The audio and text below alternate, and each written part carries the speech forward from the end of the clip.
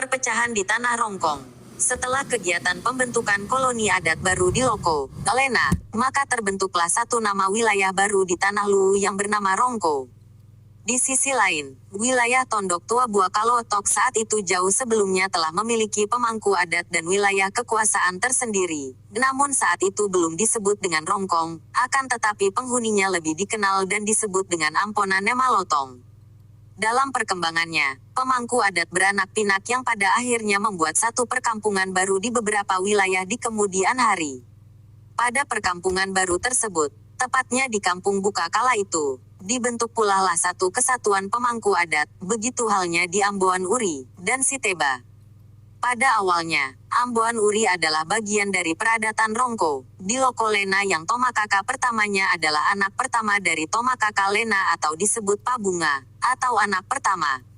Karena ulahnya dalam suatu acara waktu itu, membuat saudara-saudaranya tersinggung dan mengadu ke orang tua mereka, Tomakaka Parara, dan pada akhirnya anak Pabunga tersebut diperintahkan untuk keluar dari wilayah Lena untuk membuat koloni sendiri, dan pada akhirnya berangkat menelusuri Sungai Rongkong dan menetap sementara di sekitar bentaran Sungai Uri, yang lama-kelamaan menetap dan menjadikan tempat tersebut sebagai wilayah koloni baru dengan terlebih dahulu pamit ke pemilik wilayah, yakni Katomakaka Kanan Lelua.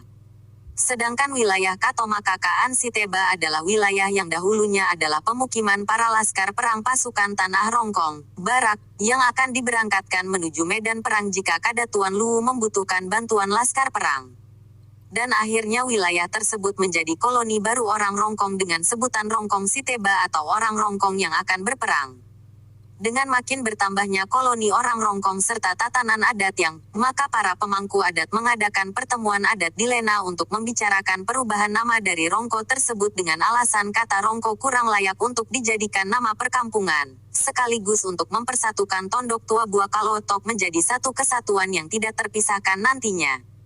Dengan alasan tersebut, maka diputuskanlah nama Rongko untuk disempurnakan penyebutannya menjadi Rongkong. Seiring waktu berjalan, para pemangku adat lagi-lagi mengadakan pertemuan. Dalam tiap pertemuan para pemangku adat, selalu ada saja di antara pemangku adat yang datang tidak tepat waktu bahkan tidak menghadiri pertemuan yang dimaksud akibat jauhnya jarak wilayah kekuasaan dan perkampungan yang ada. Karena alasan untuk mempermudah jika ada pertemuan dan meminimalisir terjadinya ketidakhadiran pemangku adat, maka sepakatlah para pemangku adat untuk membagi wilayah masing-masing yang terdiri dari wilayah Lena, Mangkaluku, Buka, Salupaku, Amboan serta Uri dan sekitarnya disebut Rongkong Sambualambe. Wilayah Kalotok, Kanan Dede, Salunase, Pongtatu dan sekitarnya disebut sebagai Rongkong Kanan Lelua dengan dasar adanya 7 mata air panas yang ada di wilayahnya. Wilayah Rongkong Siteba hingga ke Sungai Makawa dan sekitarnya disebut Rongkong Siteba. Seiring waktu dan perkembangan zaman, para keturunan dari para pemangku adat tersebut terjalin hubungan perkawinan hingga beranak pinak dan tersebarlah keturunan-keturunan Tomakaka di berbagai tempat di wilayah Tanah Rongkong, yang dikenal dengan sebutan Tomakaka Tidandan. Pada perkembangannya, dari ketiga wilayah itu, masing-masing memiliki adat istiadat dan budaya tersendiri, yang pada akhirnya menjadi tradisi tetap di masing-masing wilayah tersebut hingga kini. Selanjutnya, pada zaman masuknya Belanda di wilayah Kadatuan Luwu dan menginvasi daerah anak suku Kadatuan Luwu melalui jalur Tanah Toraja, Seko, Limbong Rongkong dan tertahan di wilayah Kanan Dede, maka wilayah Rongkong oleh Belanda dipecah menjadi 2, yakni 1. Rongkong atas dengan batas wilayah Salunase hingga ke perkampungan adat Seko. 2. Rongkong bawah yang terdiri dari perkampungan Buka hingga wilayah Sabang Bae Bunta.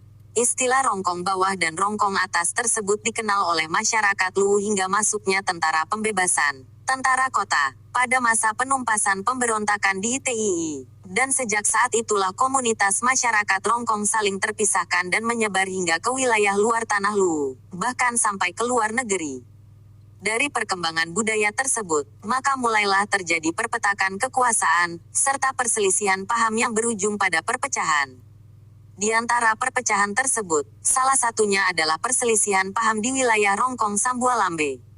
Konon, pemangku adat Tomakaka Buka berselisih paham dengan pemangku adat Amboan, Uri dan sekitarnya. Puncak perselisihan tersebut mengakibatkan putusnya persatuan di wilayah Rongkong Sambualambe. Dengan kejadian tersebut mengakibatkan terkucilnya pemangku adat Amboan dan Uri dari induknya di Sambualambe. Karena pengucilan itu pula lah, maka pemangku adat Amboan, Uri dan sekitarnya menggabungkan diri ke dalam wilayah pemangku adat Kanandede. Sejak penggabungan tersebut, maka muncullah istilah wilayah Sangpiakna Tanah dengan penduduknya yang juga diistilahkan sebagai Tuulu Salu. Atas diterimanya koloni Amboan Uri masuk dalam wilayah Kanan Lelua, maka pada saat itu muncullah tali atau sumpah kedua pimpinan koloni orang Rongkong tersebut yang berbunyi, Mesa kada di Potuo, Pantan kada di Pomate. Yang bermakna bersatu kita teguh, bercerai kita runtuh. Sehingga bagi orang Rongkong, ucapan tersebut sebenarnya bukan pepatah melainkan sumpah yang harus ditaati oleh para keturunan kedua koloni tersebut. Di sisi yang lain, perlahan namun pasti penduduk wilayah Lena, Buka dan sekitarnya bahkan pemangku adat yang ada di sana menyepakati bahwa dengan adanya kesalahpahaman yang pernah terjadi tersebut membuat mereka seakan-akan menghindar jika dikatakan mereka adalah juga bagian dari suku Rongkong. Hal tersebut berlarut-larut hingga sekarang ini. Pada akhirnya anak keturunan mereka beranggapan bahwa suku Rongkong adalah mereka-mereka yang berada di atas gunung, yang tertinggal dan berdiri sendiri. Beralih ke wilayah Kanandede, sehubungan dengan anggapan masyarakat dan juga sebagai akibat dari bergabungnya pemangku adat Sangpiakna Tanah, maka di wilayah Kanandede yang sebelumnya jelas akan adat, budaya dan pemangku adatnya akhirnya mulai terkontaminasi dan mengarah pada terbentuknya budaya baru yang sudah mulai melenceng dari yang sebenarnya. Bila diuraikan, menurut legendanya maka akan kita dapati cerita yang patut untuk diperhatikan dan sangat penting untuk diketahui. Demikian diceritakan. Untuk kemudian bersambung di episode berikutnya. Jangan lupa like, subscribe dan share. Ketang TTI, Piran Polepi Antasi Pakainga. Ketang Inde, Umba Polepi Tasi Palambi. Ketang Temarasan, Umba Polepi Watu Tasi Kambaro. Tabe, Salamaki Anta pada Salama. Ku masih manglako kita solangasan.